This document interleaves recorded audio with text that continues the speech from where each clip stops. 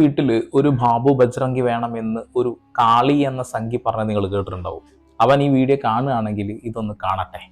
ബാബു ബജ്രംഗി എന്ന് പറയുന്ന ആ ഒരു കൊടും ക്രൂരനായിട്ടുള്ള കുറ്റവാളി, അവൻ ഗോധ്രയിൽ അഴിച്ചുവിട്ട തെമ്മാടിത്തരങ്ങൾ അവൻ തന്നെ തുറന്ന് പറയുന്നതിന്റെ പല പല ക്ലിപ്പുകളും നമ്മൾ കണ്ടു. ഒരു 2.5 മിനിറ്റോളം ദൈർഘ്യമുള്ള ഒരു ക്ലിപ്പ്. ആ ഒരു ക്ലിപ്പിൽ അവൻ അവിടുത്തെ ഭരണകൂടം സപ്പോർട്ട് ചെയ്തതും ആ ഭരണകൂടത്തിലുള്ള പോലീസുകാർ സപ്പോർട്ട് ചെയ്തതുമായിട്ടുള്ള കുറച്ച് കാര്യങ്ങൾ തുറന്ന് പറയുന്നുണ്ട്. ഇത് നമ്മൾ കേൾക്കേണ്ട വിഷയം തന്നെയാണ്. ഇനിയും ഈ ഒരു ചർച്ച അവസാനിപ്പിക്കാനൊന്നും നമ്മൾ തീരുമാനിച്ചിട്ടില്ല.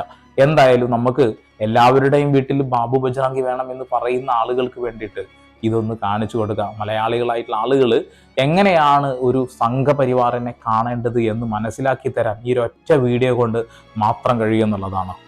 നേരെ വീഡിയോയിലോട്ട് പോകാം.